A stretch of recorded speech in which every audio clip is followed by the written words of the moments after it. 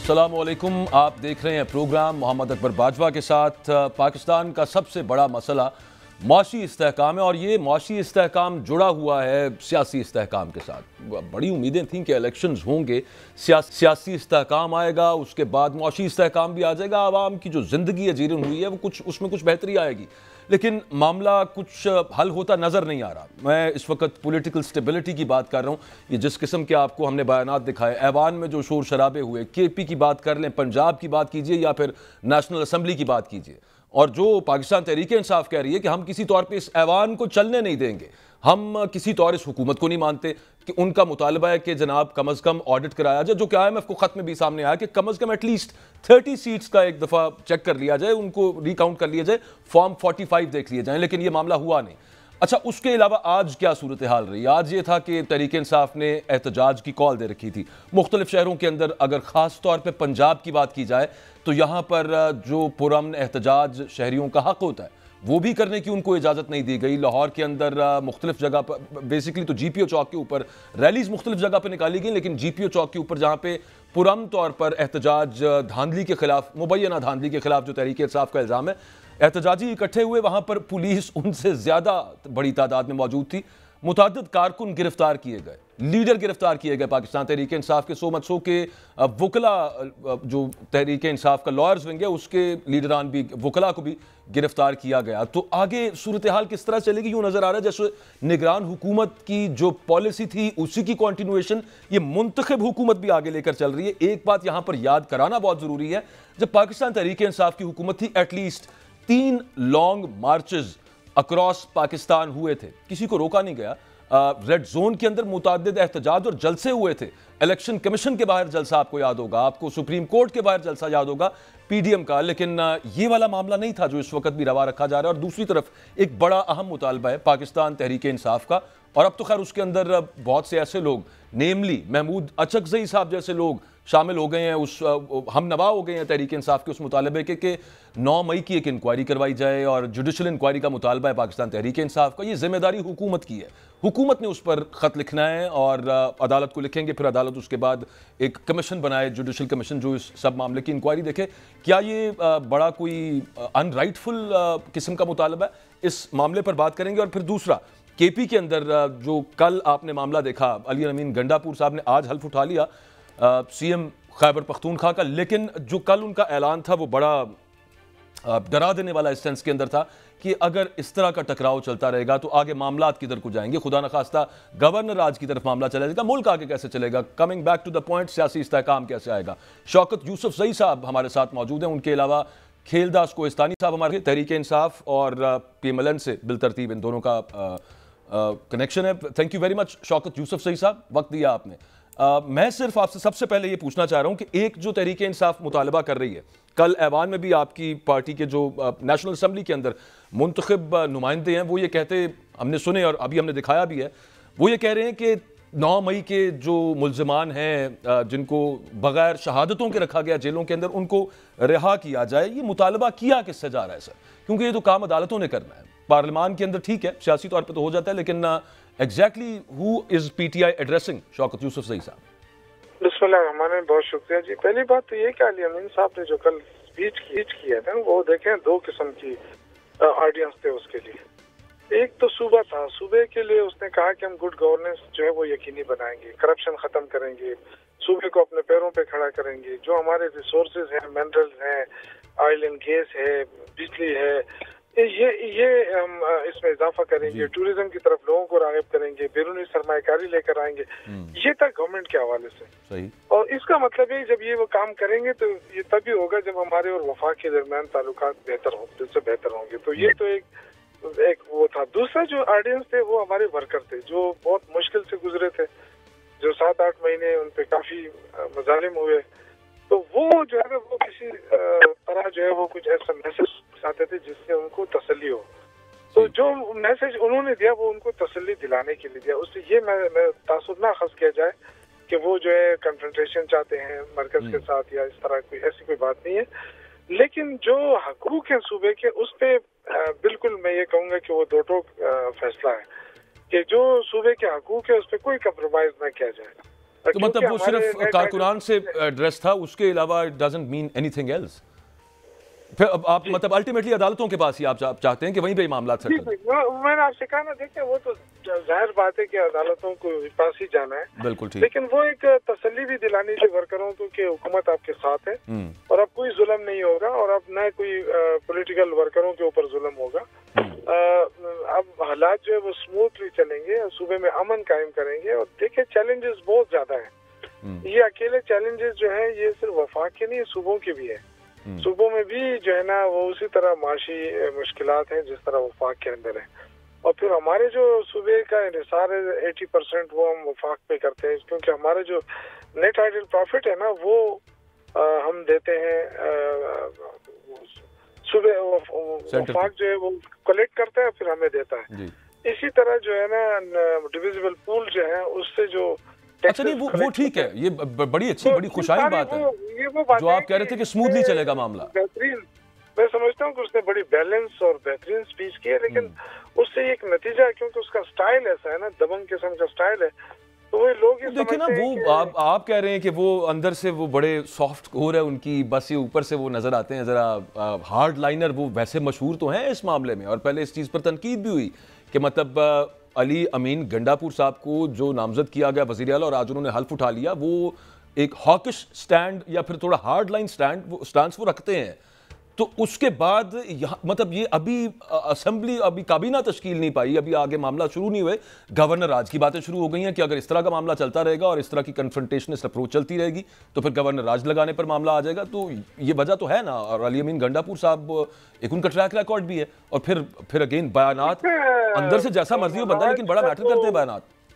Governor राज का तो कुछ सोचे भी ना, क्योंकि खैबर सोच रहे हैं सर जिन्होंने सोचना है अभी नहीं। मुश्किल हालात में उन्होंने पीटीआई को वोट दिया है कि उसका बल्ला निशान भी नहीं था, लीडर भी जेल में था, और उसके बावजूद उन्होंने वोट दिया है ना, तो इसका मतलब कि केपी के अवाम जो है कभी ये चीज बर्दाश्त नहीं करेंगे। बिल्कुल ठीक। और अब लोग ट्रेन भी हो गए हैं सख्तियां बर्दाश्त करने के, तो अब वो खौफ भी नहीं है। लेकिन हम चाहते हैं कि सूबे में डिलीवर करें, जो जिस तरह उन्होंने सेहत कार्ड को बहाल किया, लंगर खाने और जो पनाहगाहें हैं उनको बहाल करने का ऐलान किया है, उससे ये होगा ना कि जो गरीब लोग हैं उनको बहुत बड़े रिलीफ मिलेगा। इस वक्त देखें अस्पतालों में और इसमें लोग नहीं अफोर्ड कर पा रहे हैं, लेकिन उसमें जो बड़े बड़े इलाज हैं जिस तरह बहुत सारे ऐसे जैसे। अच्छा चले हम केपी से थोड़ा सा बाहर भी निकल आते हैं, हम केपी से निकल आते हैं। हम कहते हैं जी गवर्नर राज वो सूबे के लिए भी अच्छा नहीं है, जिन लोगों ने वोट दिया है, जिन मतलब उनका मैंडेट है वो ये नहीं लगना चाहिए वहां पे मामला, और अल्लाह करे उस नहज तक मामला ना जाए। नेशनल असेंबली की सर अगर बात करें तो वहां पे जो मतलब आपके नेशनल असेंबली के अंदर सुन्नी इत्तेहाद काउंसिल में जो आपके पीटीआई बैक्ड जीते हुए लोग मौजूद हैं, वो 2 दिन से हम यही सुन रहे हैं, वो कहते हैं ऐवान हमने चलने नहीं देना, वहां पे मुख्तलिफ तरह की नारेबाजी होती है वो, और मामला फिर यहाँ पे फिर अगेन सूरत हाल इस तरह की बन जाए कि तनाव तो पैदा रहे ना बीच में। तो उस हवाले से मैं आपसे पूछना चाह रहा था। तो देखिए जो वफाक में हुकूमत बनाने जा रहे हैं ना, वो नहीं चाहते हैं कि मुल्क में अमन हो, वो तो खुद इंतशार की तरफ उसको ले जा रहे चाहते हैं। वरना आप देखें कि जो जिस चीज के लिए हम एहतजाज कर रहे हैं, ठीक है, तो वो ये है कि आप मखसूस नशिस्तें भी देने के लिए तैयार नहीं है, जबकि आपके पास एक प्रेसिडेंट मौजूद है कि 2019 के अंदर शाहजीगुल की 3 सीटें आई थी आजाद, और फिर उसके बाद वो बाप पार्टी में शामिल हुए थे, और वहां से उनको बाकायदा खत लिखा गया है इलेक्शन कमीशन की तरफ से कि आपने तो मखसूस नशिस्त के लिए दरखास्त ही नहीं दी है, तो आप नाम तो भेजे ना। तो उन्होंने नाम भेजा और फिर उसको जो है ना वो खातून हमारे साथ कुलीग रही, फिर हमारे मैं भी उस वक्त असेंबली में था। तो अब क्या मसला है, क्या अब ऐसा नहीं हो सकता? अभी कानून बदल गया, वही 2017 इस पे हमने प्रोग्राम में आज हमने बात करनी भी है कि मतलब इलेक्शन कमीशन इतनी देरी का मुजाहरा क्यों कर रहा है, इतना बड़ा इशू तो नहीं था। एक तो नून लीग वाले जो है ना गलत इंटरप्रिटेशन भी कर रहे हैं, तारड़ लोग बार बार टीवी पे आके कहते हैं कि जी आइन में लिखा है। कानून की इंटरप्रिटेशन से फर्क कोई नहीं ना पड़ता शौकत यूसुफ सही साहब। अल्टीमेटली तो मामला शायद अदालतों में जाए, और उससे पहले इलेक्शन कमीशन ऑफ पाकिस्तान है और उन्होंने एक प्रेसिडेंट सेट किया हुआ, उसके मुताबिक इलेक्शन कमीशन ने इतनी तबाही मचा दी है इस मुल्क में कि पराया मैंडेट चोरी करके आदम इस्तेकाम पैदा करने की कोशिश की गई। इस तरह जमहूरियतें मजबूत नहीं होती हैं।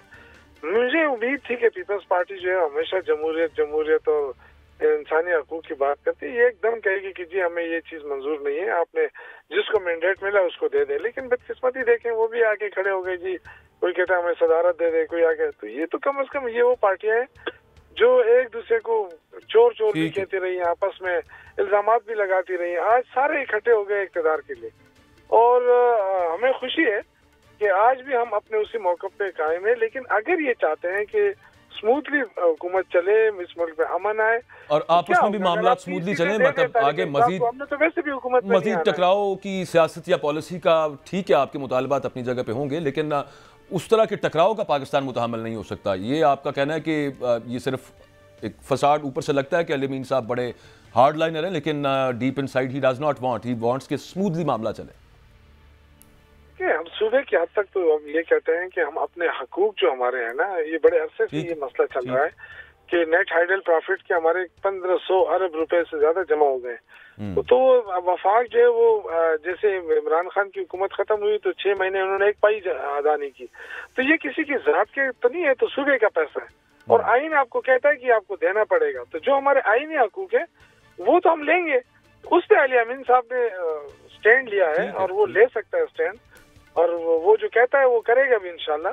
कि हमें हमारा हक चाहिए, आप मुश्किल में तमाम सूबों को मिलना चाहिए, हमें थोड़ा थोड़ा करके दे दें। हम आपसे ये नहीं कहते हैं कि आप एक कुछ सारा पैसा हमें दे दें, लेकिन अगर आप कहेंगे कि नहीं हम तो नहीं देंगे, तो ये हमें काबिल कबूल नहीं है। फिर तो फिर अगर हमारी हुकूमत है और बेहतर है आवाम का, ठीक है, थैंक यू वेरी मच, सूबे का हक नहीं ले सकते तो फिर क्या फायदा है इस हुकूमत में। बिल्कुल ठीक है, thank you very much. Shaukat Yusuf Saeed साहब हमारे साथ मौजूद है। पाकिस्तान पीपल्स पार्टी के रहनुमा तैमूर तालपुर साहब ने हमें ज्वाइन किया है। खेलदास कोहिस्तानी ने साहब ने हमारे साथ होना था, लेकिन वो थोड़ा सा टेक्निकल रीजंस की वजह से अभी कुछ ही देर में हमें ज्वाइन कर लेंगे। तैमूर तालपुर साहब, बहुत शुक्रिया आपके वक्त का, बल्कि मुझे बताया गया कि खेलदास कोहिस्तानी साहब ने भी ज्वाइन कर लिया। मैं आज जो पाकिस्तान में तहरीक इंसाफ मुख्तलिफ जगहों पर, ख़ास तौर पर पंजाब की बात करूँगा, एहतजाज कर रही है कि मुबैना तौर पर वो कहते हैं कि हमारे साथ जो धांधली हुई है उस पर पुरअमन उन्होंने एहतजाज करना था। तैमूर तालपुर साहब, मैं अभी थोड़ी देर पहले देख रहा था, वो मेमोरीज में पता चल जाता है ना, एग्जैक्टली 2 साल पहले बिलावल भुट्टो जरदारी साहब ने सिंध से इस्लामाबाद तक मार्च किया था, और आज ही के दिनों के अंदर 2 साल पहले वो पूरे पंजाब से गुजरकर इस्लामाबाद गए थे। उस वक्त तो किसी ने उनको रोका नहीं था। निगरान हुकूमत की रविश पे पंजाब हुकूमत भी चल रही है। आई नो कि वो आपकी हुकूमत नहीं है, लेकिन सेंटर में तो आप उनके हलीफ हैं।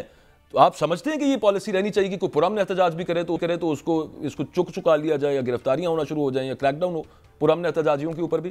तालपुर साहब। बिस्मिल्लाह रहमान रहीम, बहुत बहुत शुक्रिया। देखिए जी, मैं समझता हूं कि अभी तक जो एहतजाज हुए हैं, अभी तक जो इनकी हिस्ट्री रही है, तो मार धाड़ की हिस्ट्री रही है, आग लगाओ गिराओ की इनकी रही है। तो हम उसी एक्सपीरियंस से सीखेंगे ना। हमें ये यकीन दिला दें कि इनका एहतजाज जो है पुरअमन होगा, तो हम ना कि सिर्फ इनको जो है मौका देंगे एहतजाज करने का, हम एज अ हुकूमत इनको फैसिलिटेट भी करने के लिए तैयार होंगे। पर पिछले जो वाकयात हैं, 9 मई के वाकयात हैं, उसके बाद के वाकयात हैं, उसके पहले के वाकयात हैं, वो जो है उनमें कहीं अमन की बात नहीं होती है। और ये अगर आप समझते हैं कि हुकूमत को ये डराएंगे, ये गैर कानूनी काम मनवाएंगे, तो वो तो हम कभी होने नहीं देंगे। गवर्नमेंट को अपनी रिट जो है वो कायम रखनी है, और इंशाल्लाह ताला गवर्नमेंट अपनी रिट कायम रखेगी। अगर कहीं किसी के साथ एहतजाज होता है, कहीं पर पुरअमन एहतजाज होता है, तो हम उसको सपोर्ट करते हैं, क्योंकि हम एक डेमोक्रेटिक पार्टी हैं। हमने खुद एहतजाज किए हैं, लेकिन आज हुआ नहीं, पर पुरअमन एहतजाज किए। अगर आपने चेयरमैन साहब तो सर जी लाहौर के अंदर एक मासूम शख्स की बात की, जलसे में आया, उसको गिरफ्तार कर लिया पुलिस। व्हील चेयर पे बैठा हुआ, मैं आपको फुटेज दिखा देता हूँ। व्हील चेयर पे एक शख्स एहतजाज करने आया, उसने क्या, लाहौर की बात कर रहा हूँ सर, एक तहरीक इंसाफ का कारकुन एहतजाज करने के लिए व्हील चेयर पर, वो प्रोड्यूसर साहब जरा फुटेज दिखाइएगा, वो व्हील चेयर पर वहां पर मौजूद था, पुलिस उसको भी ले गई साथ। उसने क्या ही कर लेना था बेचारे शख्स ने वहां पे, और किस किस्म का उसने खुदा न खास्ता दंगा फसाद कर देना था। और दूसरी फिर इंपॉर्टेंट बात यह कि यकीन दहानी कैसे कराई जाए हुकूमत को, ये भी जरा बता दीजिए। इनमें कोई ना कोई तो ऐसा बंदा होगा जिससे शायद हुकूमत ट्रस्ट कर सकती है। बाकी तो बातें एक करते हैं और काम दूसरा करते हैं। पर अगर हमें कोई इसकी सॉवरेन गारंटी देगा कि पुरअमन एहतजाज है, तो बिल्कुल उनको कम से कम सिंध में उनको जरूर फैसिलिटेट किया जाएगा, बलूचिस्तान में उनको जरूर फैसिलिटेट किया जाएगा। बाकी पंजाब में हमारी हुकूमत नहीं है, जहाँ हमारी हुकूमत है हम फैसिलिटेट करने के लिए तैयार हैं। ठीक है, बट एटलीस्ट वो सिंध की जगह तक, लेकिन फिर अगेन पंजाब आपकी साथ तो है ना सेंटर के अंदर भी पाकिस्तान मुस्लिम लीग नवाज के साथ।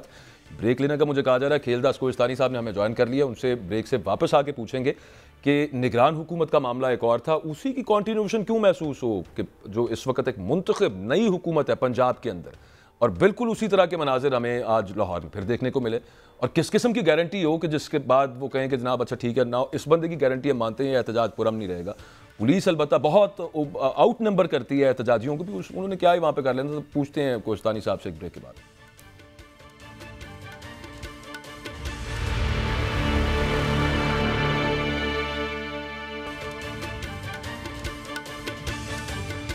Welcome back. खेलदास कोहिस्तानी साहब, ब्रेक पर जाने से पहले मैं पूछ रहा था कि आज तहरीक इंसाफ के कारकुनान बकौल तहरीक इंसाफ के वो पुरअमन एहतजाज करना चाहते थे और फिर हमने फुटेजेस दिखाई भी, मतलब एक तो माजूर शख्स को गिरफ्तार कर लिया लाहौर से और कई सारे कारकुनान और लीडरान गिरफ्तार हुए।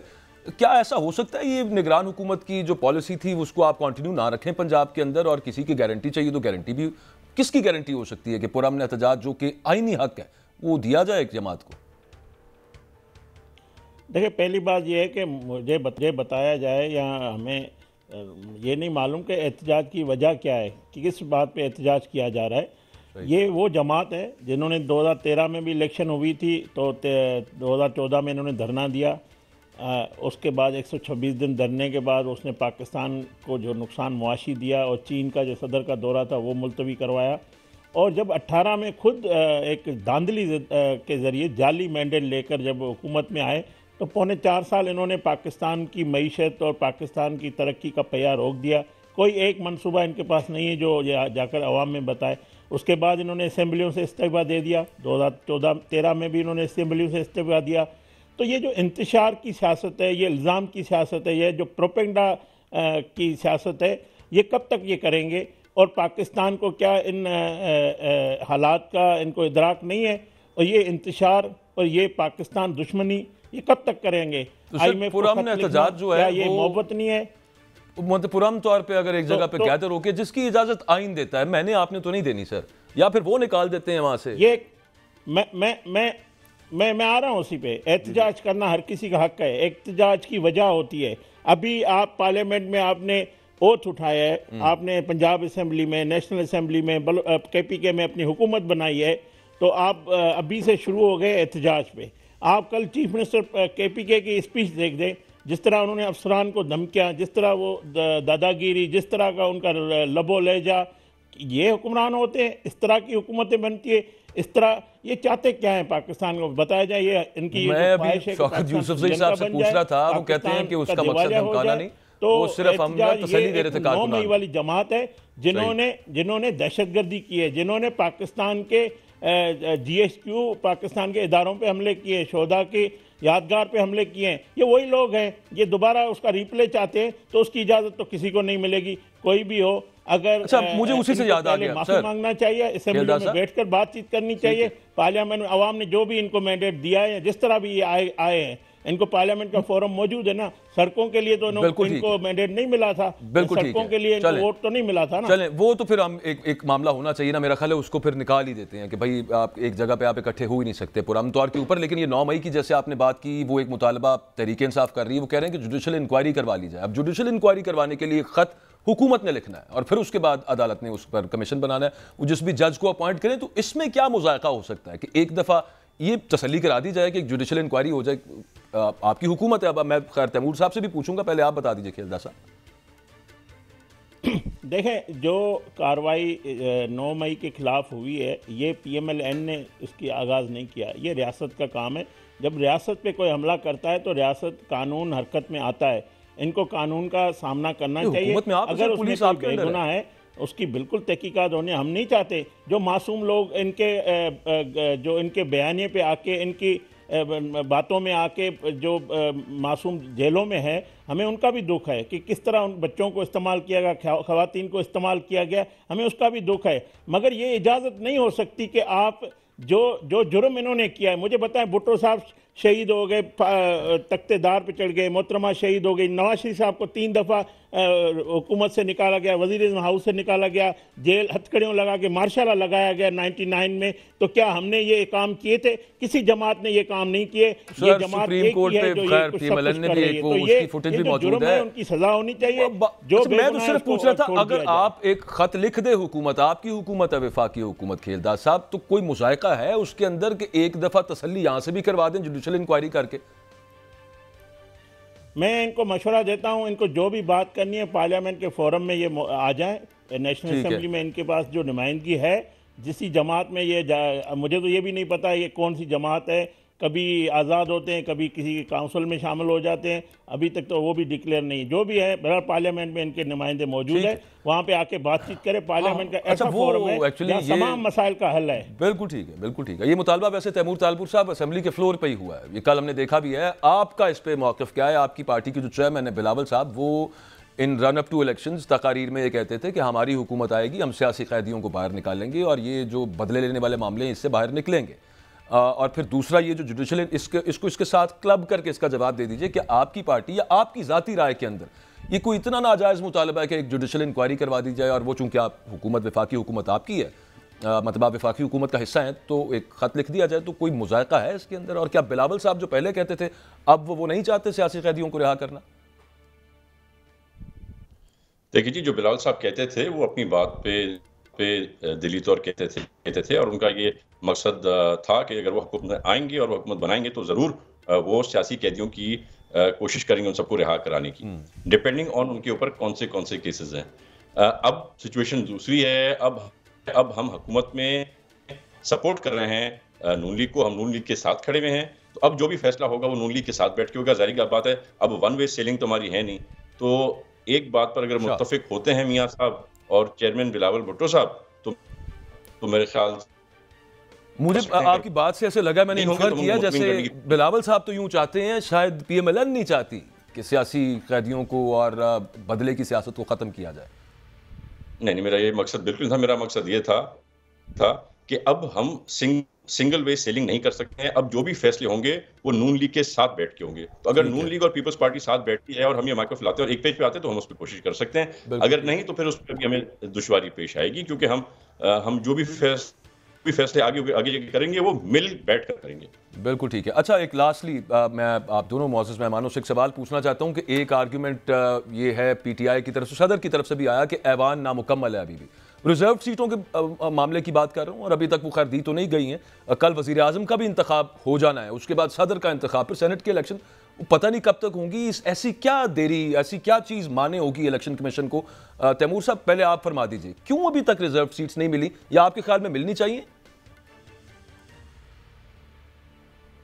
देखिए, ये एक कानूनी प्रोसेस है जो जारी है। ये लोग अलग अलग निशानों पे खड़े होके आए हैं। इंडिपेंडेंट्स कभी कहलाते हैं, कभी सुन्नी तहरीक के हिस्सा बन जाते हैं। तो बड़ा कन्फ्यूजन है मेरे ख्याल से। हम यही कहेंगे, बड़ा सिंपल स्ट्रेट पीपल्स पार्टी का जो है वो मौक़िफ़ है कि जो भी कानून के हिसाब से है वो होना चाहिए और मिलना चाहिए। और हमारी तरफ से कोई ऐसी रुकावट नहीं है कि जिसमें आप कह सकें कि हमने इन सीटों में कोई डिले किया। इनके अपने कॉम्प्लिकेशंस इतने ज़्यादा हैं कि इनके अपने वकील समझ नहीं सकते कि अपने इश्यूज़ को कैसे सॉल्व करेंगे। ठीक, उसके खैर वैसे प्रेसिडेंट मौजूद तो हैं, ये इलेक्शन कमीशन ही बता सकते हैं ऑब्वियसली। खेलदार साहब, आपकी ओपिनियन क्या है इस पे? पार्टी ओपिनियन जो आपकी पार्टी के बहुत सारे लीडर्स की हमने सुनी है, वो यूँ लगता है जैसे वो ये एग्जैक्टली वो बात करते हैं कि मिलनी नहीं चाहिए ये रिजर्व सीट्स, क्योंकि वैसे वो खैर कानूनी बात है, वो मैंने अगले चंक के अंदर करनी है। वो कानूनदान हाफिज एहसान साहब हमारे साथ होंगे, उनसे पूछना आपकी इसके ऊपर राय क्या है, इतना डिले क्यों हो रहा है? ये पहले कभी नहीं हुआ पाकिस्तान की तारीख के अंदर। इस तरह की भी एग्जांपल्स मौजूद हैं कि लोग आज़ाद जीत के एक पार्टी ज्वाइन की और उनको मखसूस नशिस्तें मिल गई। इनका क्या आपके ख्याल में होना चाहिए? सुन्नी इत्तेहाद काउंसिल के लोगों का इनको मखसूस नशिस्तें मिल गई? इलेक्शन कमीशन ने फैसला महफूज किया है। हम भी इलेक्शन कमीशन में गए। हम समझते हैं कि इनका हक नहीं बनता ये रिजर्व सीटें, ये हमारा हक बनता है क्योंकि ये आज़ाद अराकीन है। इन्होंने पार्टी ज्वाइन जो जमात इन्होंने जिसका इंतखाब किया है वो जमात इलेक्शन नहीं लड़ी है, उसका सरबराह खुद आज़ाद इलेक्शन लड़ा है। तो वो नुमाइंदगी 1, 2, 3 मेंबरान उनके नेशनल असम्बली में या वहाँ मौजूद नहीं है पंजाब में। तो एक तो वो बात है। दूसरी बात है कि ये जो मखसूस सीटों की वो पार्टी जो भी होती है वो लिस्ट जमा कराती है। इलेक्शन से पहले 24 दिसंबर आखिरी तारीख थी लिस्ट जमा कराने की, वो भी इन्होंने जमा नहीं सर जी, कराई। वो तो एक टेक्निकलिटी है कि वो एक सेक्शन 105 है इलेक्शन एक्ट 2017 का, लेकिन दूसरी तरफ 51(6)D article constitution of Pakistan का मौजूद है। लेकिन आपका हक कैसे बनता है, मुझे ये बताइए ना सर। कमीशन को एक खत लिख चुके हैं, ये खत आप कह रहे हैं हमारा हक बनता है, मैं ये समझने से कासिर हूं, आपका हक कैसे बनता है उनकी मखसूस नशिस्तों पे? देखें, जब ये 265 अराकीन हैं, 91 आप निकालेंगे वो आज़ाद अराकीन, तो जो 174 या जो भी बनते हैं समथिंग, वो उन पार्टियों का जो भी जितनी पार्टियां PMLN, Peoples Party, JUIF, IPP और क्यू लीग जो भी जमातें हैं उनको ये तकसीम होनी चाहिए हमारे हिसाब से। तो फैसला तो इलेक्शन कमीशन को करना है, वो फैसला महफूज है। उन्होंने हमारी बात भी सुनी है, पीपल्स पार्टी की भी सुनी है, MQM की भी सुनी है, खुद इनकी सुन्नी काउंसिल के वकीलों की भी सुनी है, सबकी बात सुन लिए। मैं समझता हूँ कानून के मुताबिक फैसला होना चाहिए। हमारा आर्ग्यूमेंट बिल्कुल कानून के मुताबिक है और कानून के मुताबिक ही फैसला आएगा तो इंशाल्लाह जो जिसका हक है उनको मिलेगा। बिल्कुल ठीक है, बहुत शुक्रिया। खेलदास कोहिस्तानी साहब हमारे साथ मौजूद थे, अपना राय दे रहे थे। तैमूर तालपुर साहब, थैंक यू, आपका भी बहुत शुक्रिया। ब्रेक लेनी है, ब्रेक से वापस आके इसी मुद्दे के ऊपर बात करेंगे कि एक तरफ ये आइन का आर्टिकल 51(6)D मौजूद है जो ये बताता है कि उस प्रोपोर्शन के मुताबिक कि जिस पार्टी को जितनी वैसे जनरल इलेक्शंस में नशस्तें मिली हैं उसके मुताबिक रिजर्व सीट्स मिले। दूसरी तरफ एक इलेक्शन एक्ट का एक सेक्शन मौजूद है जो ये कहता है कि जनाब 3 दिन के अंदर और नॉमिनेशन पेपर्स के साथ जमा करानी है और लिस्ट जमा करानी है और फिर चेंज नहीं हो सकती, वो सारी। लेकिन ये दोनों चीज़ों में तजाद है। Prevail in such a circumstance constitution of Pakistan करता होता है। आगे इलेक्शन कमीशन फैसला क्या करेगा वो अपनी जगह पे, लेकिन माहिर कानून हाफिज एहसान साहब हमारे साथ होंगे, उनकी राय जानेंगे इस मामले के ऊपर कि ये जो PMLN और पीपल्स पार्टी कह रही है कि ये इन रिजर्व सीट्स पर भी हमारा हक है, वो इनको मिल जाएंगी, मिल सकती हैं, या फिर सुन्नी इत्तेहाद काउंसिल को मिल जाएंगी जिसकी नज़ीर मौजूद है। इससे पहले इलेक्शन कमीशन इस तरह का फैसला दे चुका है। ब्रेक के बाद उनसे पूछेंगे। Stay with us.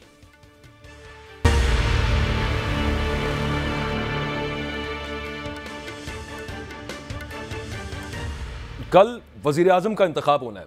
Most probably Shahbaz शरीफ साहब वज़ीर आज़म पाकिस्तान बन जाएंगे। ऐवान अलबत्ता अब तक नामुकम्मल है और वो इस वजह से कि जो रिजर्व सीट्स रहती हैं जिन पर दावा है पाकिस्तान तहरीक इंसाफ को, वो अब तक उनको मिली नहीं है। हाफिज एहसान साहब हमारे साथ मौजूद हैं, कॉन्स्टिट्यूशनल एक्सपर्ट हैं। थैंक यू सर वक्त देने के लिए। ये ज़रा क्लैरिटी दीजिएगा और फिर मेरी छोटी सी मेरी नाक़िस अंडरस्टैंडिंग है वो ये है कि 51(6)D ये आइन का जो आर्टिकल है वो जो रिजर्व सीट्स की बात करता है बड़ा वाज़ेह है इस चीज़ के ऊपर कि जिस पार्टी के या फिर इस केस के अंदर इस एक बैक्ड पार्टी के उम्मीदवार जीते हैं उनको सीटें मिलनी चाहिए। दूसरी तरफ इलेक्शन एक्ट का एक सेक्शन 104 है। तो आपके ख्याल में यहाँ पर प्रिवेल क्या करेगा, क्या डिसीजन आएगा? बिस्मिल्लाहिर्रहमानिर्रहीम। अकबर भाई आपका बहुत शुक्रिया कि आपने मौका दिया। कॉन्स्टिट्यूशन का आर्टिकल 51, कॉन्स्टिट्यूशन का आर्टिकल 106 और कॉन्स्टिट्यूशन का आर्टिकल 224 जो है वो पाकिस्तान की रिजर्व सीट्स जो नॉन मुस्लिम्स की या वुमेन्स की एलोकेशंस को, प्रोसेस को और गाइडलाइन देता है। और उसकी जो अगली प्रोसेस ऑफ एग्जीक्यूशन है वो हमारा सेक्शन 104 इलेक्शन एक्ट 2017 है और उसकी फर्दर एलेबोरेशन जो है वो आपका रूल 92, 93, 94 इलेक्शन रूल 2017 है। अब ये है कि ये जो जनरल सीट्स हैं ये पहली दफा जनरल मुशर्रफ साहब के दौर के अंदर इस लेवल पे आई कि आपका 342 का हाउस था और उसमें से 70 सीट्स जो थी वो आपकी रिजर्व सीट थी, 60 वुमेन की और 10 नॉन मुस्लिम की। अब 266 के अंदर हुआ चूंकि 6 फाटा की मर्जर आई हैं तो उसके बाद ये हाउस 336 का और उसमें 60 वुमेन की हैं और 10 आपकी नॉन मुस्लिम्स है। अब ये है कि हमारे कॉन्स्टिट्यूशन के अंदर ये लिखा हुआ है कि अगर कोई शख्स इंडिपेंडेंट इलेक्शन लड़के आता है तो वो किसी भी पॉलिटिकल पार्टी को ज्वाइन कर सकता है जिसकी पार्लियामेंट्री प्रेजेंस जो है वो उस असेंबली के जैसे इन्होंने सुन्नी इत्तेहाद को ज्वाइन कर लिया इलेक्शन लड़ा है। और उसके बाद ये है कि अगर वो 3 दिन के अंदर ज्वाइन नहीं करता तो उसका जो स्टेटस है वो एज इंडिपेंडेंट के तौर पे रहेगा। और दूसरा अगर वो ज्वाइन कर लेता है तो जो असेंबली के अंदर पार्टी जीत के आएगी जनरल सीट के हिसाब से उसके साथ उसकी जो इंडिपेंडेंट कैंडिडेट्स है उनकी सीट्स को बढ़ा के एक प्रोपोर्शन बना दिया जाएगा और वो आपका 4.35% है जिसकी बुनियाद के ऊपर आपको तो आपका मतलब है कि मैं जो इस बात से समझ रहा हूँ वो ये कि इन्होंने ये आज़ाद जीते थे एक जमात के बैक तहरीक इंसाफ के बैक कैंडिडेट से, लेकिन इन्होंने 3 दिन के अंदर सुन्नी इत्तेहाद काउंसिल ज्वाइन कर लिया। अब उसकी पार्लियामेंट्री प्रेजेंस भी है तो इनको सीटें मिल जाएंगी।